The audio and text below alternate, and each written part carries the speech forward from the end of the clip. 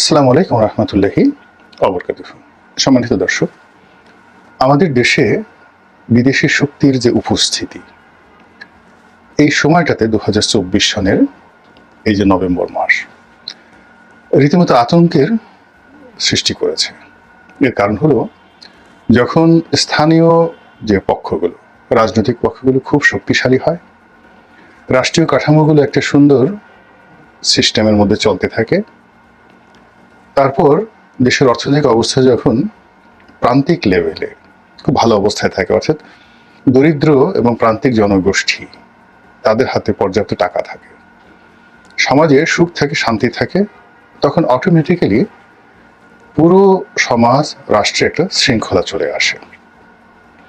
আর যখন এরকম একটা শৃঙ্খলাবদ্ধ সমাজ এবং শৃঙ্খলাবদ্ধ রাষ্ট্র কোথাও থাকে, সেখানে আসলে বিদেশি শক্তি কখনোই আসতে পারে না। তো সেই দিক থেকে যে গত 15 বছরের শেখ হাসিনার যে শাসন, এই শাসন সময়টিতে বা শাসনকালে আমাদের যে ফান্ডামেন্টাল অধিকারগুলো রয়েছে, মৌলিক অধিকারগুলো রয়েছে, সেই মৌলিক অধিকারগুলো যাকে বলা হয় অবদমিত, অপমানিত, লাঞ্ছিত হতে হতে ওগুলো কেবল সংবিধানে ছিল, কাগজে কলমে ছিল, বই পুস্তকে ছিল। মানুষ ভুলেই গিয়েছিল যে তারা এ রাষ্ট্রের নাগরিক এবং আওয়ামী লীগ এবং শেখ হাসিনা তাদেরই সেবক, তাদের মনোনীত, তাদের দ্বারা নির্বাচিত, এবং জনগণের বাইরে এই দলটির কিছুই করার নেই, এটি জনগণ ভুলে গিয়েছিল। আর আওয়ামী লীগের যারা লোকজন, তারা চিন্তা করেছিল যে এই দেশটি তার বা তাদের, তারা যা বলবেন সেটা শুনতে হবে, সেটা মানতে হবে, এবং আওয়ামী লীগের বাইরে অন্য কোনো রাজনৈতিক দলের আসলে এই বাংলাদেশ শাসন করারই ক্ষমতা নেই। দ্বিতীয়ত, এই বঙ্গে শেখ হাসিনা ছাড়া অন্য কোনো যোগ্যতর নেতা বা নেত্রী নেই যিনি কিনা প্রধানমন্ত্রী হবেন। এবং এই কথা স্বয়ং প্রধানমন্ত্রী বলতেন, সাবেক প্রধানমন্ত্রী বলতেন যে আমার পরিবর্তে বা আমার সাবস্টিটিউট কে আসবেন ক্ষমতাতে, নাম বলেন তো।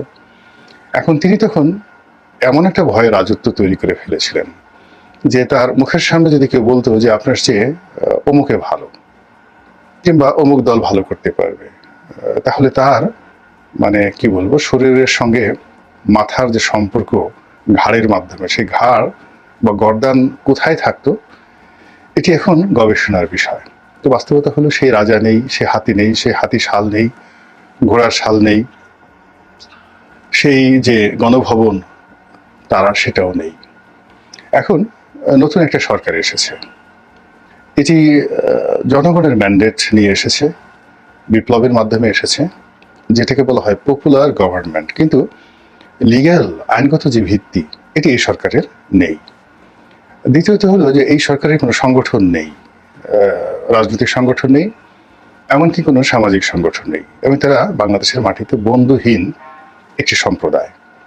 এবং গত 100 দিন ধরে তারা যে সকল কর্মকাণ্ড করেছে, সেই কর্মকাণ্ডের ফলে এমন কোনো কিছু হয়নি যা কিনা মনে হয়, যা দেখে মনে হয় যে আমরা একটা নবযুগ পেয়েছি এবং অতীতের যে কোনো সময়ের চেয়ে আমরা ভালো আছি।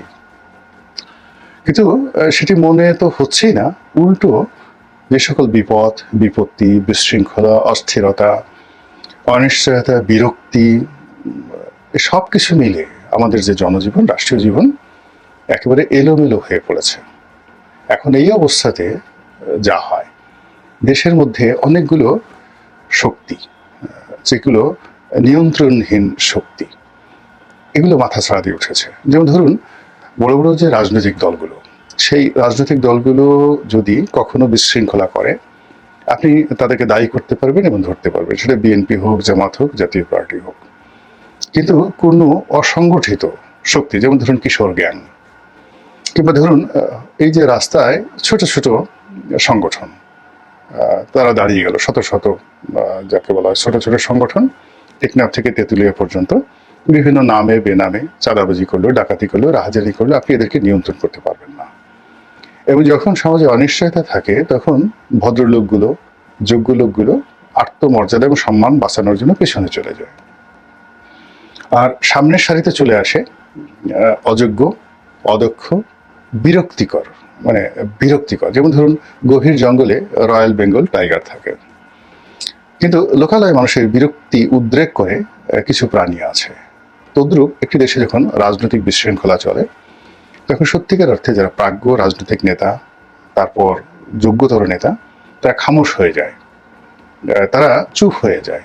আর ওই জায়গাতে দেখা গেল যিনি মেম্বার হতে পারেন না, তিনি রাষ্ট্রপতি হওয়ার জন্য ঘোরাফেরা করছেন।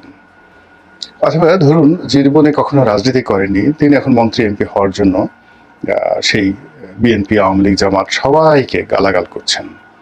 তো এরকম বিশৃঙ্খলা যখন চলতে থাকে, পানি ঘোলা হয়ে যায়, রাজনীতির মাঠ ঘোলা হয়ে যায়, সব কিছু এলোমেলো হয়ে যায়। এবং তখন নানা রকম বিদেশি শক্তি বাংলাদেশে বা অন্য যে কোনো দেশে যেখানে এরকম পরিস্থিতি হয় সেখানে চলে আসে। অতীতে আমরা যদি ধরি ইস্ট ইন্ডিয়া কোম্পানি, তারা বাংলাদেশে কেন এসেছিল ব্যবসা করার জন্য, আদানিদের মতো, কিন্তু এসে পুরো ভারতবর্ষ দখল করে ফেললো।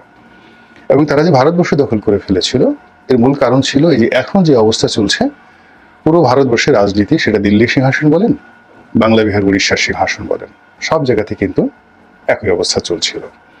তো এখন সেই আদিকালের ইস্ট ইন্ডিয়া কোম্পানি নেই, কিন্তু এই আধুনিক প্রযুক্তির যুগে ইস্ট ইন্ডিয়া কোম্পানির চাইতেও জঘন্য, নির্মম এবং নিষ্ঠুর বিভিন্ন ব্যবসায়িক গ্রুপ বিভিন্ন ছিলায়, বিভিন্ন ছলচাতুরিতে মানুষের মনে ভয়, আতঙ্ক, আশা, স্বপ্ন ইত্যাদি জাগিয়ে পুরো সমাজকে অস্থির করে তুলছে।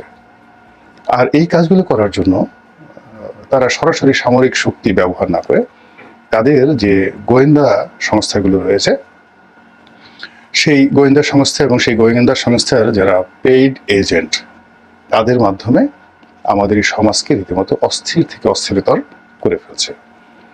আমরা ভারতের যে গোয়েন্দা সংস্থা, যারা কিনা দেশের বাইরে গিয়ে অপারেশন চালায়, খুন খারাপি পর্যন্ত চালায়, এবং ভারত রাষ্ট্রের স্বার্থ দেখা সহ আরও অনেক বিষয় যেগুলোকে নেতিবাচক অর্থে এহেন কুকর্ম নেই যা করে না, সেই প্রতিষ্ঠানটির নাম রয়ের ফাদার মানে আব্বা যে আন্তর্জাতিক গোয়েন্দা সংস্থাটি, সেটি হল মোসাদ, ইসরায়েলের গোয়েন্দা সংস্থা। মোসাদকে বলা হয় যে পৃথিবীর সৃষ্টি হওয়ার পর এবং রাষ্ট্র তৈরি করার পর রাজা বা সম্রাট, মহারাজা, তারা যে গোয়েন্দা বাহিনীগুলো তৈরি করেছেন, সকল গোয়েন্দা বাহিনীগুলোর মধ্যে সবচেয়ে ইফেক্টিভ, সবচেয়ে ডেঞ্জারাস এবং সবচেয়ে যাকে বলা হয় দক্ষতা এবং অভিজ্ঞতা সম্পন্ন একটি গোয়েন্দা সংস্থা, যারা এই পৃথিবীতে এরকম অনেক কিছু করেছে যা কিনা আমেরিকা, ইংল্যান্ড কিংবা ভারত, অন্য কোনো দেশের শক্তিশালী গোয়েন্দা সংস্থা পারেনি। ফলে মোসাদের নাম শুনলে আমেরিকার যে কেন্দ্রীয় গোয়েন্দা সংস্থা সিআইএ, তারাও কিন্তু থরথর করে কাঁপে। এরপর ধরুন সিআইএ, এরপরে রাশিয়ার গোয়েন্দা সংস্থা, যেটা সাবেক গোয়েন্দা সংস্থা কেজিবি, তারপরে ব্রিটিশ গোয়েন্দা সংস্থা, এই সবই খুবই গুরুত্বপূর্ণ এবং তার সঙ্গে আমাদের এই বাংলাদেশে এবং পাক ভারতে আইএসআইকেও কিন্তু, অর্থাৎ যেটা পাকিস্তানের যে সামরিক গোয়েন্দা সংস্থা আইএসআই, আমাদের যেমন ডিজিএফআই, ওদের আইএসআই, এটাও কিন্তু খুবই যাকে বলে ইফেক্টিভ আমাদের সাবকন্টিনেন্টের জন্য। তারাও অনেক অঘটন ঘটাতে পারে এবং ঘটিয়েছে বিভিন্ন সময়টিতে। এখন মূল ব্যাপারটা হলো যে এই যে এখন একটা ট্রানজিশনাল পিরিয়ড যাচ্ছে, একটা অন্তর্বর্তীকালীন সরকার যাচ্ছে, এবং এই সরকারের পক্ষে 18 কোটি মানুষের পালস বুঝে শাসন ক্ষমতা পরিচালনা করার জন্য যে অর্গান দরকার, যে অর্গানোগ্রাম দরকার, তারপরে যে অভিজ্ঞতা দরকার, যে বিশাল কর্মী বাহিনী দরকার এবং রাষ্ট্রীয় বিধি ব্যবস্থা দরকার, এটি বাস্তব হলো একেবারে ভেঙে পড়েছে। ফলে কি হলো, এই যে বিদেশি যে গোয়েন্দা সংস্থাগুলো, এই গোয়েন্দা সংস্থাগুলো বাংলাদেশে এখন অতীতের যে কোনো সময়ের চাইতে সক্রিয়, এবং এদের সঙ্গে যারা সম্পৃক্ত এবং যারা জেমস বন্ড সিনেমা দেখেছেন কিংবা অন্যান্য গোয়েন্দা যে থ্রিল কাহিনীগুলো পড়েছেন, তারা জানেন যে এরা কিভাবে সমাজের বিভিন্ন স্তরে ঢুকে পড়ে, বিভিন্ন পেশার মধ্যে, শ্রেণীর মধ্যে, সাধারণ মানুষের মধ্যে, এমনকি ভিক্ষুকদের মধ্যেও দেখা গেল মোসাদের এজেন্ট থাকতে পারে, রয়ের এজেন্ট থাকতে পারে। শাহবাগ মোড়ে একজন ভিক্ষুক, সে ধরুন আপনাকে একটু থুথু মেরে দিল, বা তার হাতের একটা লাঠি দিয়ে আপনাকে একটা বাড়ি দিয়ে দিল, বিশ্রী ভাষায় আপনাকে একটা গালি দিল এবং টার্গেট করে। এর কারণ হলো যে আপনি বাংলাদেশে খুব একজন কর্তা ব্যক্তি, আপনাকে যদি মেন্টালি ডিপ্রেসড করা হয়, আপনার কাজের গতি যদি কমিয়ে দেওয়া হয়, এবং এটি যদি একজন ম্যাথরকে দিয়ে করা সম্ভব হয়, ঝাড়ুদারকে দিয়ে করানো সম্ভব হয়, ভিক্ষুক দিয়ে করানো সম্ভব হয়, পথকলি মানে টোকাইদেরকে দিয়ে করানো সম্ভব হয়, আলটিমেটলি আপনার যাকে বলা হয় কর্মস্পৃহা কমে যাবে।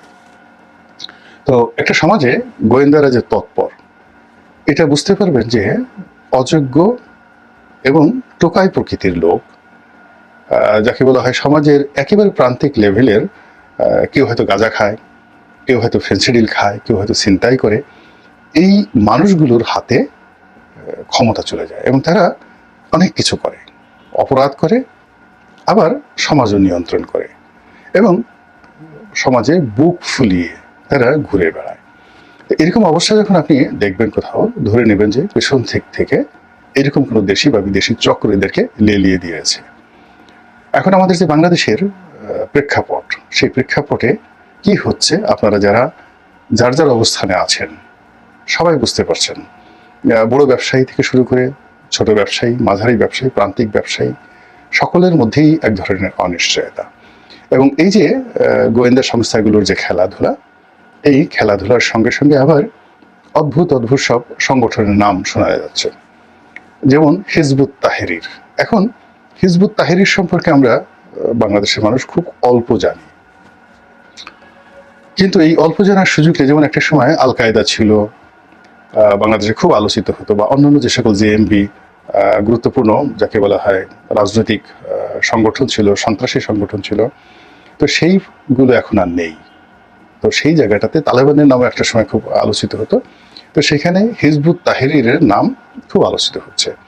এবং সবচেয়ে বড় ব্যাপার হলো কে হিজবুত তাহরির, কে জামাত, কে হেফাজত, তারপরে কে ইসলামপন্থী, এই জিনিসগুলো, কে চরমোনাই, কে আহলে সুন্নাত ওয়াল জামাত, আপনি এই বিশাল 90% মুসলিম সম্প্রদায়, কে তাবলিগ, কে জুবাইরপন্থী, কে সাতপন্থী, আপনি এর মধ্যে হিজবুত তাহরির কোথা দিয়ে কিভাবে যে ঢুকে গেল বা ঢুকে গিয়েছে এবং তারা যে কি করছে, একান্ত যারা এই বিষয় নিয়ে গবেষণা করেন তারাও কিন্তু বুঝতে পারছেন না।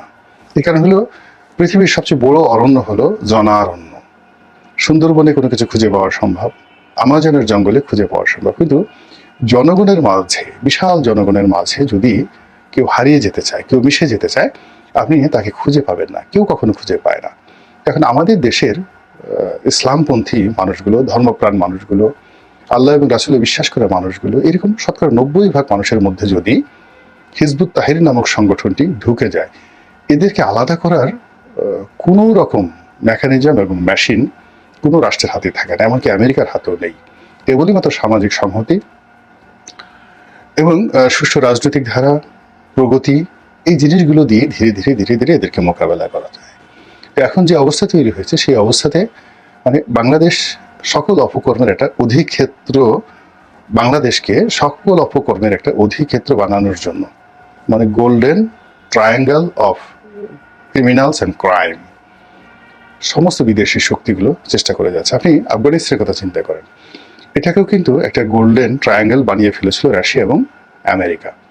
এখন এদের খপ্পর থেকে এই তালেবানি সরকার অল্প কয়েকদিন দেখেন, তার মধ্যে তারা এই রাষ্ট্রটির যে উন্নয়ন, অভূতপূর্ব উন্নয়ন করেছে, এটি আপনি আফগানিস্তানে বা কাবুলে না গেলে বুঝতে পারবেন না। আবার এই একই জাতি গোষ্ঠীকে তারা কিন্তু এই কোকেন দিয়ে, গাঁজা দিয়ে, চরস দিয়ে, যুদ্ধ দিয়ে, অস্ত্র দিয়ে এমন পর্যায়ে করে ফেলেছিল, যার ফলে ওই পুরো দেশটি বারুদে ভরে গিয়েছিল। আমাদের এই দেশে এখন যে খেলাধুলা চলছে, এই খেলাধুলা থেকে মহান আল্লাহ রাব্বুল আলামিন আমাদেরকে রক্ষা করুন, হেফাজত করুন, এই দোয়া করছি। আসসালামু আলাইকুম ওয়া রাহমাতুল্লাহি ওয়া বারাকাতুহু।